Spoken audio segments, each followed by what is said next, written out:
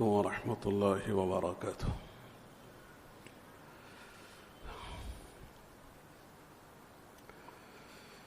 الحمد لله نحمده ونستعينه ونستغفره ونؤمن به ونتوكل عليه ونعوذ بالله من شرور أنفسنا ومن سيئات أعمالنا من يهده الله فلا مضل له ومن يضلل فلا هادي له ونشهد أن لا إله إلا الله وحده لا شريك له ونشهد أن سيدنا وشفيعنا وحبيبنا محمدًا عبده ورسوله صلى الله عليه وعلى آله وأصحابه وبارك وسلم تسليمًا كثيرًا كثيرًا. أما بعد فأعوذ بالله من الشيطان الرجيم.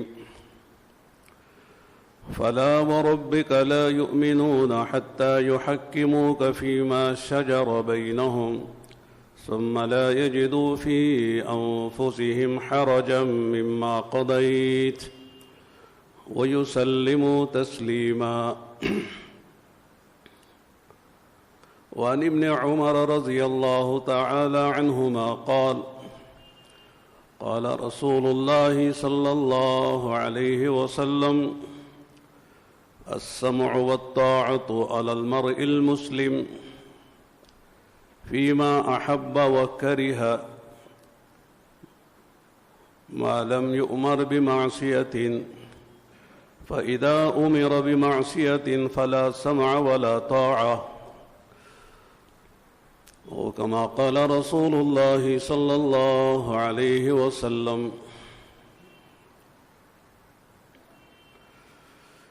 دوستو، بزرگوں اور بھائیوں،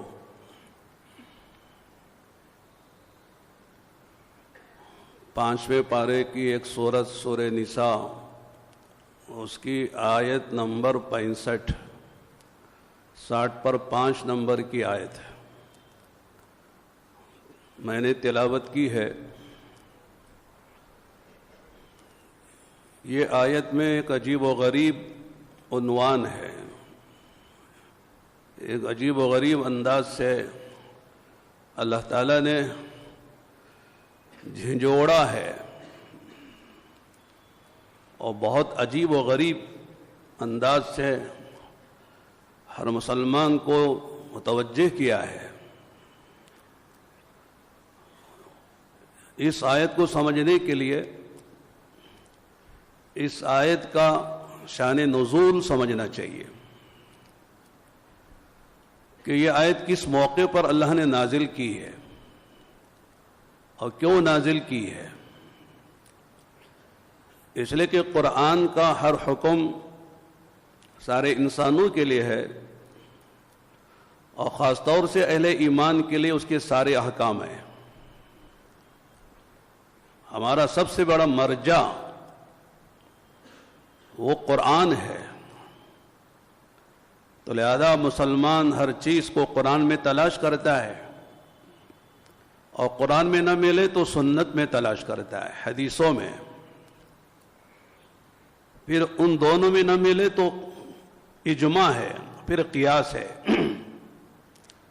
یہ 4 ادلے شرعیہ کہلاتی ہیں.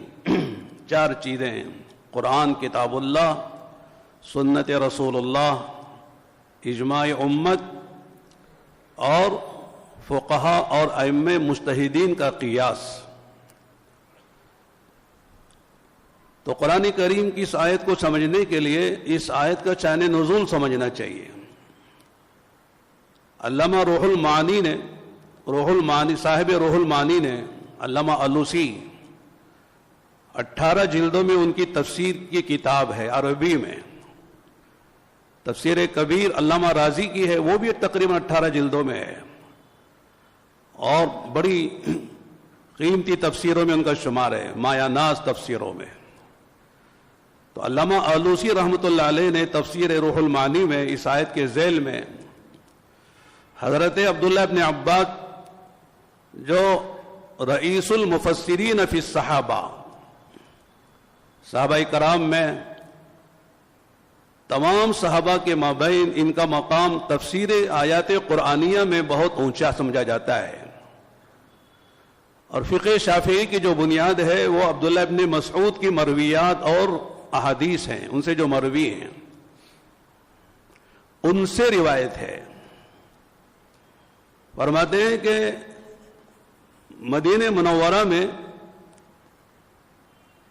ایک آدمی تھا جس کا نام بشر تھا، اور یہ ظاہراً مسلمان تھا لیکن باطناً وہ کافر تھا، جس کو شریعت کی اصطلاح میں منافق کہا جاتا ہے۔ زبان پہ کلمہ ہے، اندر سے بے ایمانی کفر بھرا ہوا ہے۔ اور منافق جو ہوتے ہیں وہ جو ظاہری جو بے ایمان کافر ہوتے ہیں اسے بدتر ہوتے ہیں، اور ان کی سزا کافروں سے زیادہ سخت اور شدید اور مدید ہے۔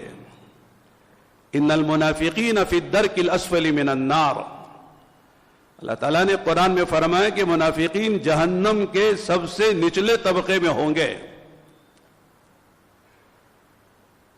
تو بشر نامی منافق جو ظاہراً مسلمان تھا، اس کے اور ایک یہودی کے درمیان میں ایک جھگڑا ہو گیا، کوئی مالی تنازع کھڑا ہو گیا، جیسے جھگڑے ہوتے ہیں۔ اور جھگڑے ہونا کوئی جو ہے ایسی بات نہیں کہ صاحب تعجب خیز ہے، ہوتے رہتے ہیں، اس لیے کہ انسان کو اللہ تعالیٰ نے اس طرح بنایا ہے کہ وہ حریص بھی ہے اور لالچ بھی ہے، اپنے حق سے زیادہ لینا چاہتا ہے اور دوسروں کا حق دینا نہیں چاہتا ہے۔ یہ انسانی مزاج ہے۔ آپ اس کو یوں بھی کہہ سکتے ہیں کہ ہر انسان یہ کہتا ہے میرا تو میرا ہے، تیرا بھی میرا ہے۔ تو ہر آدمی کا ایک مزاج ہے، الا ماشاء اللہ۔ تو جھگڑے ہوتے ہیں، جب آدمی اپنے حق سے زیادہ لینا چاہتا ہے، دوسرے کا حق دینا نہیں چاہتا ہے، تو جھگڑے ہوں گے۔ اب جھگڑوں کے فیصلے کے لیے، یہ مقدمات اور خصومات کے فیصلوں کے لیے عدالتیں ہوتی ہیں، کہیں شرعی عدالت ہوتی ہے، کہیں حکومت کی طرف سے کورٹ کچہریاں ہوتی ہیں، ہونا ضروری ہے۔ آج مسئلہ میں عرض کرتا ہوں کہ روٹی کپڑے مکان بیوی سواری کا نہیں ہے، ہر آدمی کو یہ چیزیں کسی درجے میں میسر ہیں، ہر آدمی کھا رہا ہے، مکان میں رہ رہا ہے، شادیاں کر رہا ہے، کپڑے پہن رہا ہے، اس میں دشواری نہیں ہے۔ بھئی کھانا نہیں اس لیے پریشان ہو، کپڑا نہیں اس لیے گھر نہیں اس لیے پریشان ہو، اس لیے نہیں پریشانی ہے، پریشانی لڑائیوں کی ہے۔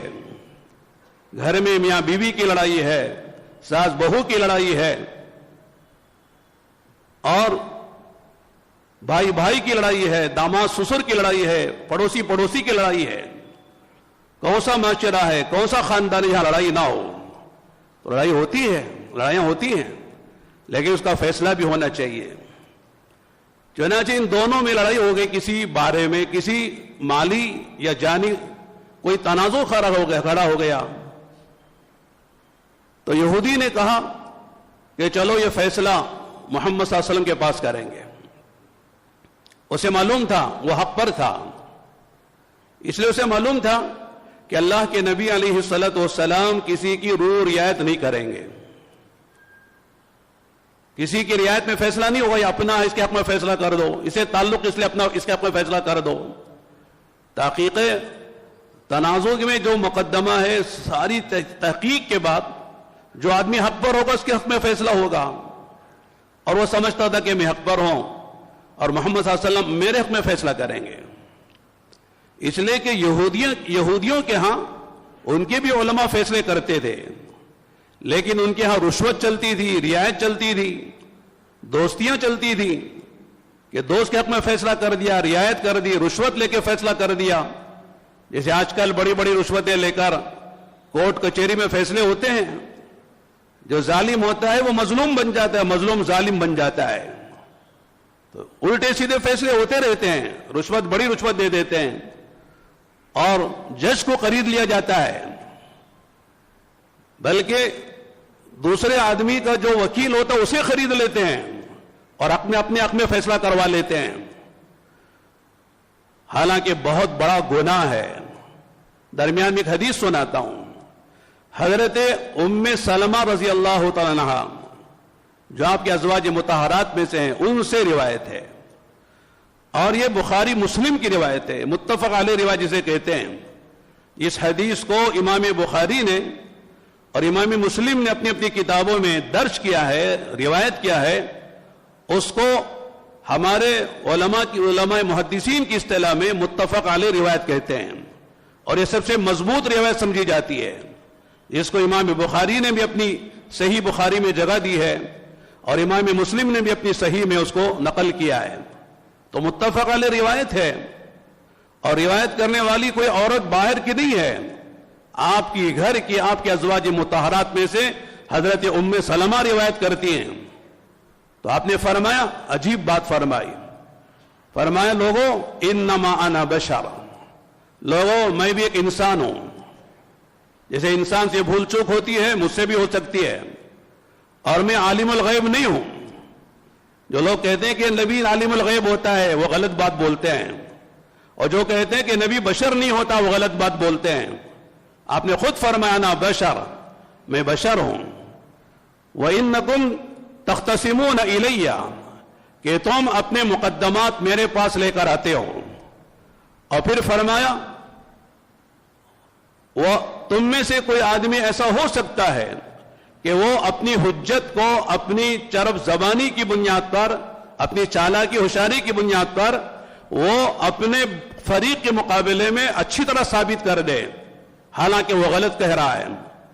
اس کی چرب زبانی کی وجہ سے اور اس کی جو ہے ہوشیاری اور چالاکی کی وجہ سے میں سمجھوں کہ یہ حق پر ہے، اس کے حق میں میں نے فیصلہ کر دیا، حالانکہ یہ حق پر نہیں ہے، دوسرا فریق حق پر ہے۔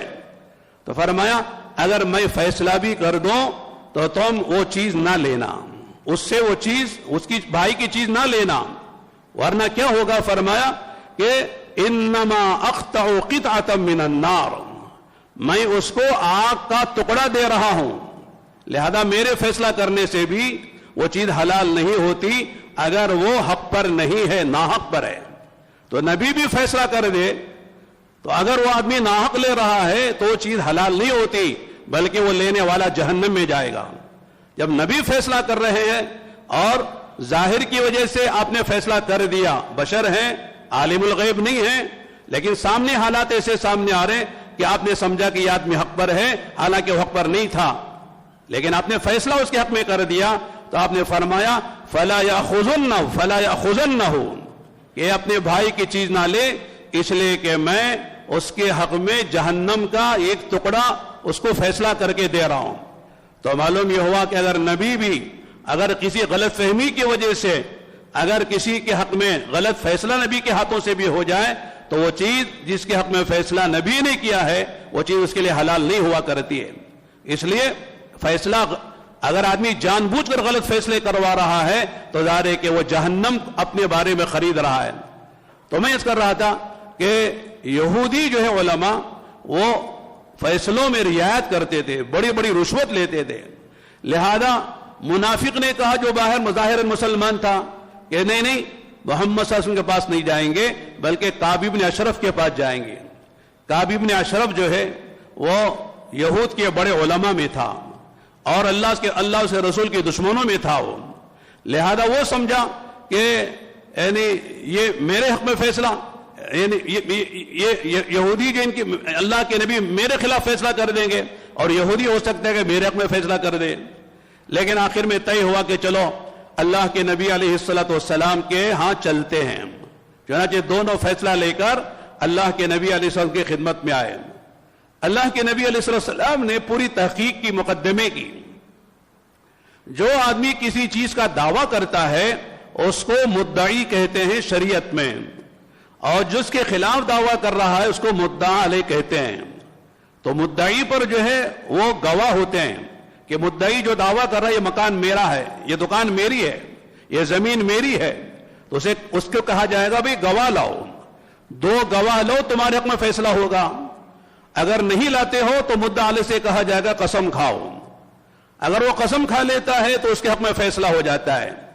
اور اگر یہ گواہ نہیں لایا, اس نے قسم بھی نہیں کھائی, تو پھر مدعی کے حق میں فیصلہ ہو جاتا ہے. چنانچہ آپ نے حالات کا تجزیہ کر کے, اس مقدمے میں غور کر کے آپ نے یہ بات سمجھی کہ یہ یہودی حق پر ہیں, لہذا یہودی کے حق میں فیصلہ اللہ کے نبی نے کر دیا.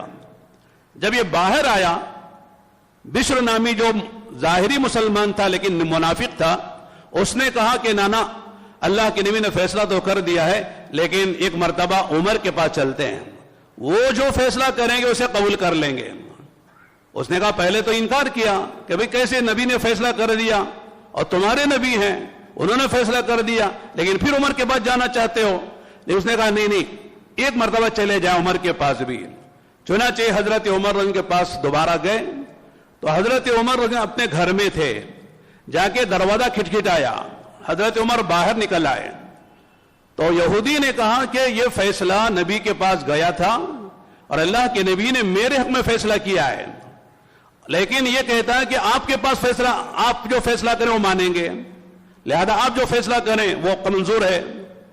تو حضرت عمر رضی اللہ عنہ نے جو بشر نامی منافق تھا اس سے استصواب کیا, یعنی اس سے کہا کہ یہودی جو کہہ رہا بات صحیح ہے کہ تم دونوں گئے تھے اللہ کے نبی کے پاس اور اللہ کے نبی نے جو ہے ان کے حق میں فیصلہ کیا, تمہارے خلاف فیصلہ کیا.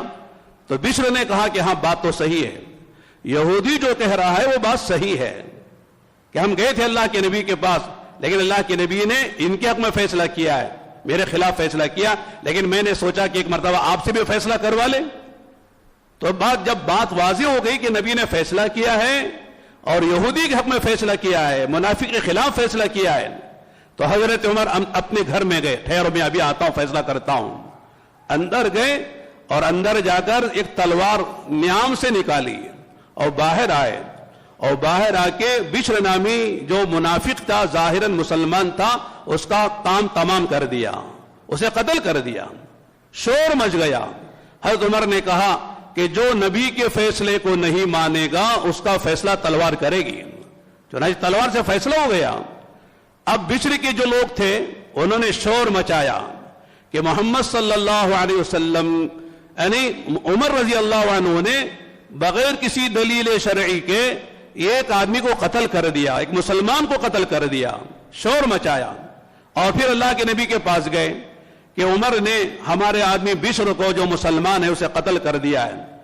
اللہ کے نبی بھی تھوڑی دیر کے لیے ناراض سے ہوئے اور کتاب میں یہ جملے لکھے ہیں. آپ نے فرمایا ما كنت اظن ان يشتري عمر على قتل رجل مؤمن, میں یہ نہیں سمجھتا تھا, میرا گمان نہیں تھا کہ عمر جیسا انسان, سمجھدار انسان, کسی مومن کو قتل کرے گا بغیر کسی دلیل شرعی کے. اس لیے کہ کسی مسلمان کو قتل کرنے کے لیے تین ہی وجہ ہو سکتی ہیں. ایک, اس نے عمدن کسی کو قتل کیا ہو, اس کے بدلے میں قصاصاً قتل کیا جائے گا, یا کہ اس نے شادی شدہ ہو کر اگر خدا نہ خواستہ اس نے زنا کیا, اس کا زنا ثابت ہو گیا دلائل سے, 4 گواہوں نے گواہی دی, یا اس کے اقرار سے جو ہے وہ اس کا زنا ثابت ہو گیا تو اسے رجم کر کے ختم کیا جائے گا.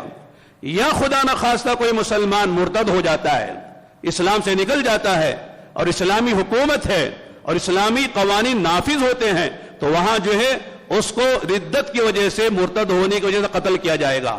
یہ 3 کی علاوہ کسی اور وجہ سے کسی مسلمان کو قتل نہیں کیا جا سکتا ہے.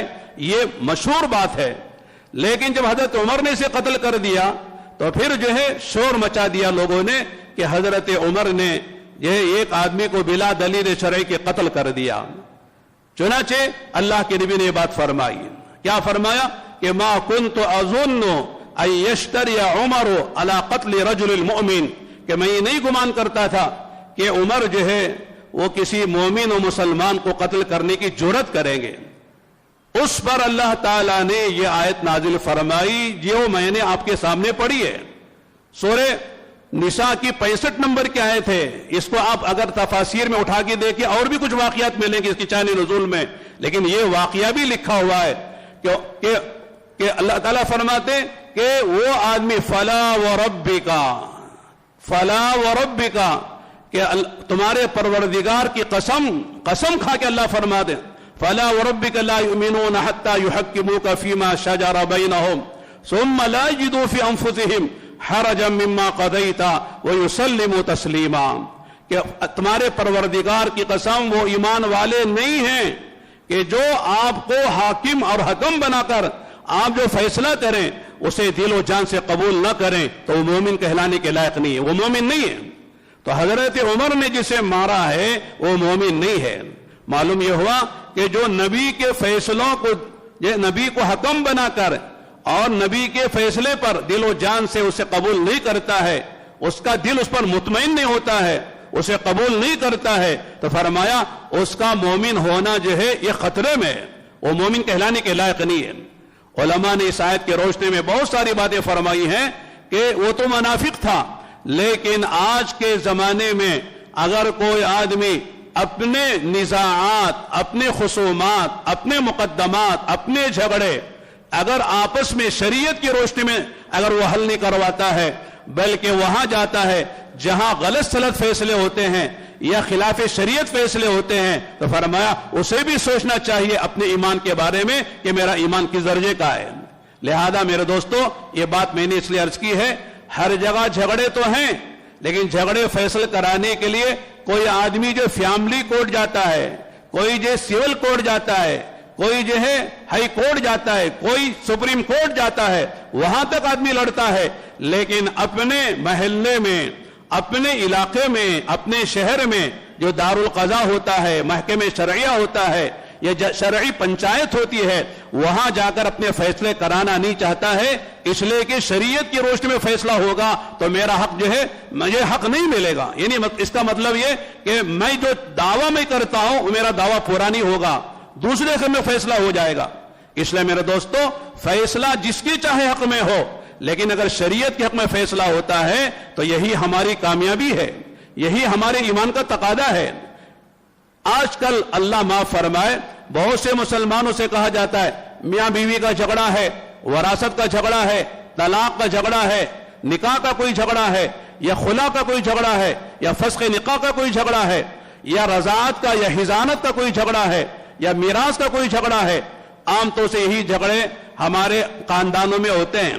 میراثت کا جھگڑا آ گیا، مثال کے طور پر والد کا انتقال ہو گیا، ایک بہن ہے، 4 بھائی ہیں، اب لہذا 4 بھائی کہتے ہیں کہ صاحب ابا نے اپنی بیٹی کو، ہماری بہن کو اپنی زندگی میں نکاح کے موقع پر اتنا جہیز، اتنا ان کو جو ہے زیور دے دیا ہے، اب ان کا جو میراث میں کوئی حصہ نہیں ہے، بہن کو محروم کر دیتے ہیں۔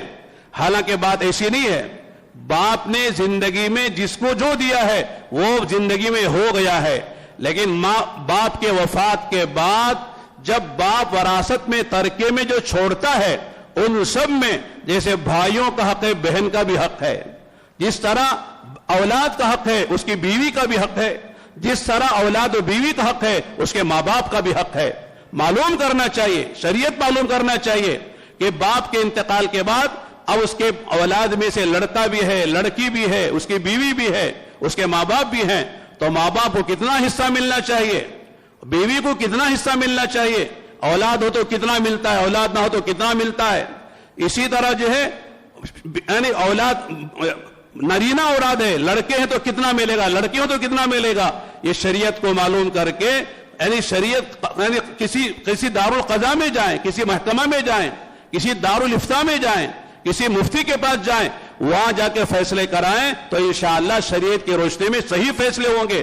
خدا نخواستہ اگر بہن کو حصہ نہیں دیتا ہے، بھائی نہیں دیتے ہیں اور بہن کورٹ میں جاتی ہے تو ظاہر ہے کہ وہاں جو فیصلے ہوں گے وہ یہ ضروری نہیں کہ شریعت کے مطابق فیصلے ہو جائیں۔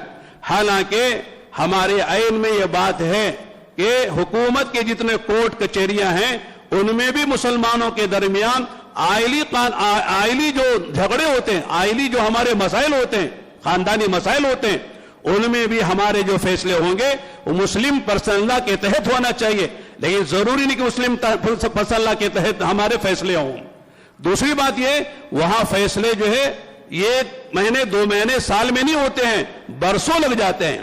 ابھی ہم نے حضرت مولانا قالی سیف اللہ رحمانی صاحب دامت برکاتہم ماشاءاللہ جو مسلم پرسنل لا کے سیکرٹری ہیں، ان کی زبان سے بات سنی، انہوں نے کہا کہ کئی سال پہلے ہم لوگ گوا گئے تھے، گوا کے پرسنل یعنی بورڈ کے سلسلے میں کوئی میٹنگ تھی، کوئی کام تھا، وہاں گئے تھے. وہاں کے جو ہائی کورٹ کے جج تھے مسلمان، ان کے ہاں ہمارا قیام تھا. ان کی بہن بھی ہائی کورٹ کی ماشاءاللہ جج تھی، ان کے بھائی بھی بہت کامیاب، بہت سمجھدار لائر تھے، ان کے ہمارا قیام تھا. چنانچہ انہوں نے ایک عجیب بات سنائی. وہ بات یہ سنائی کہ ہمارے یہاں ایک مسئلہ آیا تھا، طلاق کا مسئلہ، غیر مسلم کا، میاں بیوی کا طلاق کا مسئلہ آیا تھا. چنانچہ ہم نے وہ فیصلہ کیا، آخر میں بیوی کو طلاق دلائی. ہم نے فیصلہ کیا تو جس کا ہم نے فیصلہ کیا وہ عورت رو رہی تھی، آنسو پوچھ رہی تھی، اور پوچھتے پوچھتے اس نے عجیب بات کہی کہ ہم نے یہ مقدمہ آپ کے ہاں دائر کیا تھا جب ہم جوان تھے، اب بڑھاپے میں فیصلہ ہو رہا ہے. 25 سال پہلے ہم نے یہ مقدمہ دائر کیا تھا جب ہم جوان تھے، اب 25 سال کے بعد فیصلہ ہو رہا ہے ہمارے حق میں جب ہم بوڑھے ہو گئے، اب طلاق لے کے کیا کریں گے. تو گویا کہ طلاق کا معمولی مسئلہ حل کرنے کے لیے ہماری جو ہے کورٹ ہے 25 سال لگ جاتے ہیں. بعض مرتبہ جو ہے وہ دادا جو ہے کورٹ میں جاتا ہے، مقدمہ دائر کرتا ہے، دادا بھی چلا جاتا ہے، باپ بھی چلا جاتا ہے، پھر پوتے کے پوتا جو کے زمانے میں فیصلہ ہوتا ہے. تو ظاہر ہے کہ علماء نے لکھا ہے کہ ناانصافیوں میں ایک ناانصافی یہ بھی ہے کہ فیصلے میں تاخیر کی جائے. فیصلے میں تاخیر کا ہونا یہ بھی ایک ظلم ہے، یہ بھی ایک ناانصافی ہے. اور ظاہر ہے کہ ہمارے ملک کا عجیب حال ہے، یعنی ہمارا جو حکومت کا عین ہے وہ ہمیں اجازت دیتا ہے کہ صاحب ہم اپنے فیصلے ہم خود کریں. اس سے کیا ہوگا، کورٹ کا اور جو بوجھ ہے وہ ہلکا ہوگا. لہذا یہ دارالقضاء ہے، محکمہ شرعیہ ہے یا شرعی پنچایت ہے، یہ سب کورٹ کے معاون ہیں، کورٹ کا کام ہلکا کرنے والے ہیں. یہ کوئی جو متوازی کوئی کورٹ کچہری نہیں ہے، بلکہ اس ہندوستان کا آئین و دستور ہم مسلمانوں کو اجازت دیتا ہے کہ آپ خود اپنے فیصلے کریں تاکہ ہمارا بوجھ ہلکا ہو، ہماری اقتصادیات کا مسئلہ بھی ہلکا ہو. اس لیے کہ عجیب بات لکھی ہے، یعنی یہ ماہرین بتاتے ہیں، اور کورٹ کے جو سینئر جو ریٹائرڈ جو ہے ججز ہیں انہوں نے یہ بات بتائی ہے کہ ہمارے یہاں جو قانون ہے، یعنی کورٹ کچہری کا جو مسئلہ ہے وہ یہ ہے کہ ہمارے یہاں مقدمے بہت زیادہ ہیں اور ہمارے جو ہے جو فیصلے کرنے والے جج ہیں ان کی کمی ہے. ہم کو چاہیے تقریباً 1.25 لاکھ جج چاہیے جو ہمارے پاس مقدمات آتے ہیں، خصومات آتے ہیں، اس کے تناسب سے 1.25 لاکھ جج چاہیے. ہمارے پاس 20,000 جج بھی نہیں ہیں. تو ظاہر ہے کہ 20,000 جج جو ہے وہ 1.25 لاکھ جو ہے ججوں کو کام کیسے کریں گے.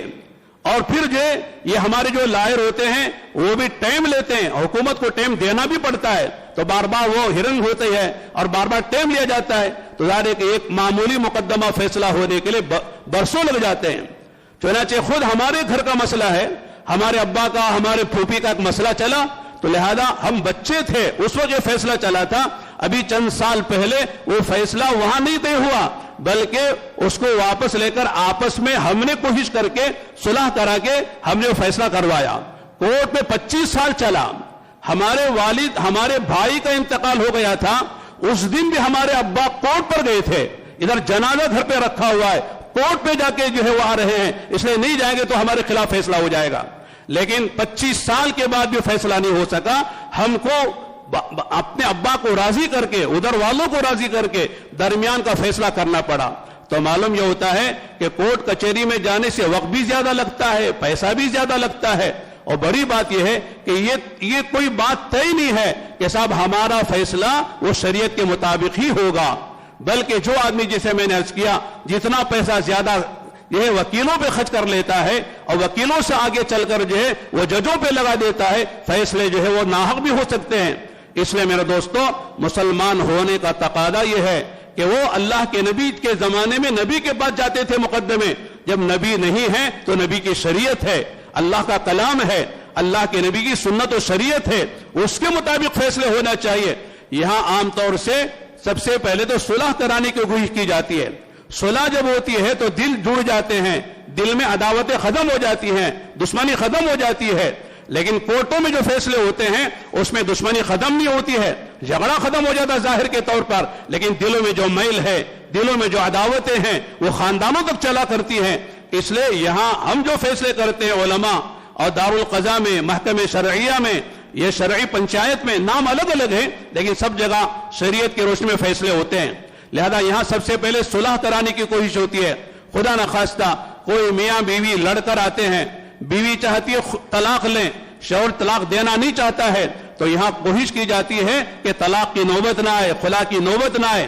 اس لیے کہ نکاح جو ہوتا ہے وہ دائمی ہوتا ہے، ہمیشہ کے لیے ہوتا ہے. سب سے زیادہ اللہ تعالیٰ کو جو چیز ناپسند ہے وہ طلاق ہے. جب کوئی بندہ طلاق دیتا ہے، حدیث میں آتا ہے اللہ کا عرش ہل جاتا ہے. طلاق کی نوبت نہ آئے، آپس میں جدائی نہ ہو، خاندانوں میں توڑ پھوڑ نہ ہو جائے.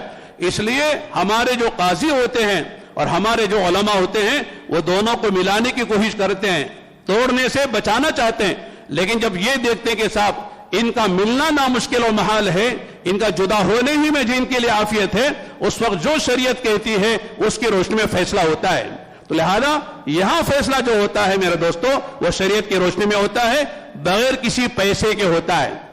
دارالقضاء میں کوئی فیس نہیں لی جاتی، یہاں کوئی رشوت و دور کی بات ہے، فیس بھی نہیں لی جاتی، بلکہ امت کے مسائل کو امن قائم رکھنے کے لیے، انصاف قائم رکھنے کے لیے، تاکہ الفت محبت قائم رہے، اس لیے فیصلے یہاں پر ہوتے ہیں. تو میں یہ بات اس لیے کر رہا ہوں کہ عام طور سے مسلمان جانتے ہیں کہ یہاں فلاں جگہ دارالقضاء ہے. دارالقضاء جو ہے سب سے پہلے امارت شریعہ نے قائم کیا تھا تقریباً 1923 میں. ابھی ہندوستان آزاد نہیں ہوا تھا. اس وقت مولانا ابو المحاسن محمد سجاد صاحب نامی ایک بہت بڑے عالم تھے، بڑے قانون داں تھے. انہوں نے یہ امارت شریعہ کے تحت دارالقضاء قائم کی. پھر مسلم پرسنل لا بورڈ نے اسے قائم کیا ہے. پھر ہمارے جمعیت العلماء جو ہے ماشاءاللہ انہوں نے محکمہ شریعہ کے نام سے اس طرح کے جو ہے ادارے قائم کیے ہیں جہاں مسلمانوں کے مسائل حل ہوتے ہیں. جگہ جگہ یہ دارالقضاء، محکمہ شرعیہ یا شرعی پنچایت قائم ہوتی ہے تاکہ مسلمانوں کے آپس کے آئینی مسائل میں ان کے تنازعات، ان کے جھگڑے اور ان کے مقدمات فیصل ہوں اور امن و امان کے ساتھ ہوں اور انصاف کے ساتھ ہوں. کوئی جو ہے آپس کا جھگڑا باقی نہ رہے، اس کے لیے سارے انتظامات کیے جاتے ہیں. لیکن مسلمانوں کی ایک جماعت آج بھی کچھ لوگ ایسے ہیں وہ کہتے ہیں صاحب دارالقضاء ہم نہیں جاتے، وہاں کا فیصلہ ہم کو منظور نہیں ہے. کورٹ جو فیصلہ کرے گا، ہائی کورٹ جو فیصلہ کرے گا، اگر وہاں بھی ہمارے خلاف ہوگا ہم چیلنج کریں گے، اپیل کریں گے، سپریم کورٹ کو جا کے ہم اپنا فیصلہ کروا لیں گے. اس لیے میرے دوستو مسلمان کی جان بھی غلط استعمال ہو رہی ہے، مال بھی غلط استعمال ہو رہا ہے، وقت بھی ضائع ہو رہا ہے، اور پھر ہمارے حق شریعت کے روشنی میں ہم کو ملتے بھی نہیں ہیں، پھر بھی ہم جو ہے اسی طرف جا رہے ہیں. تو یہ بات اچھی نہیں ہے. یہ آیت کی روشنی میں نے اس لیے بات کہی ہے کہ اللہ کے نبی کی حیات مبارکہ میں آپ کا فیصلہ اور آپ کی دنیا سے رخصت ہو جانے کے بعد آپ کی شریعت کا جو فیصلہ ہے اسے ماننا ایک مومن کی ذمہ داری ہے، اس کے ایمان کا تقاضا ہے. اگر وہ فیصلہ نہیں مانتا ہے کہ صاحب مجھے شریعت کا فیصلہ نہیں چاہیے، مجھے قرآن کا فیصلہ نہیں چاہیے، مجھے سنت و شریعت کا فیصلہ نہیں چاہیے، مجھے تو آج کل کے جو کورٹ کچہری کے فیصلے ہیں، جو انسانوں کے بنائے ہوئے قانون ہیں، وہ فیصلے پہ میں راضی ہوں، تو میرے دوستو یہ پورا مسلمان اپنے بارے میں سوچے کہ میرے ایمان کا کس درجے میرے دل میں ایمان موجود ہے. اللہ سے دعا کریں کہ اللہ تعالیٰ ہر مسلمان مومن و مسلمان کو حالات تو آتے ہیں، جھگڑے ہوتے ہیں، جھگڑے نہیں ہوتے، جھگڑے کا ہونا کوئی تعجب کی بات نہیں ہے. اچھے اچھے گھروں میں جھگڑے ہوتے ہیں، دینداروں میں جھگڑے ہوتے ہیں، حاجیوں نمازیوں میں جھگڑے ہوتے ہیں، علماء میں گھروں میں جھگڑے ہوتے ہیں. لیکن جھگڑوں کا حل کیا چاہیے کہ صاحب شریعت کے روشنی میں کراؤ، علماء کی طرف رجوع کرو. بھئی ہمارا دونوں کا جھگڑا ہے، وراثت کا جھگڑا ہے، ہمارے شادی ہوئی، لڑکے کا انتقال ہو گیا، اب ایک بچی چھوڑ کر وہ گیا ہے، اس کی پرورش کا مسئلہ سامنے آ رہا ہے، وہاں بھی جھگڑا ہوتا ہے. دادا کہتا کہ ہم پالیں گے، لیکن جو ہے ماں کہتی ہے میں پالوں گی. اب کس کو دیں گے بچی؟ دادا کو دیں گے یا ماں کو دیں گے؟ جا کے پوچھو علماء سے، علماء بتائیں گے اگر یہ لڑکا ہے تو 7 سال تک ماں کو پالنے کا حق ہے، 7 سال کے بعد دادا لے سکتا ہے. اگر لڑکی ہے 9 سال تک ماں کو پالنے کا حق ہے، 9 سال کے بعد چاہے تو دادا لے سکتا ہے. دادا زبردستی نہیں لے سکتا کہ صاحب میرے بیٹے کا لڑکا ہمارا لڑکا ہے، ہمارے خاندان کا بچہ ہے، ہم لے کے پالیں گے. آپ کو حق نہیں ہے، شریعت بتائے گی. لہذا میرے دوستو ہر معاملے میں شریعت کو سامنے رکھ کر چلنا یہ مسلمان کی ذمہ داری ہے، اس کے ایمان کا تقاضا ہے۔ اللہ سے دعا کریں جو باتیں اللہ کی توفیق سے قرآن حدیث کی روشنی میں صحیح باتیں ہم سنتے ہیں اور کہتے ہیں، اللہ اس پر عمل کرنے کی توفیق عطا فرمائے۔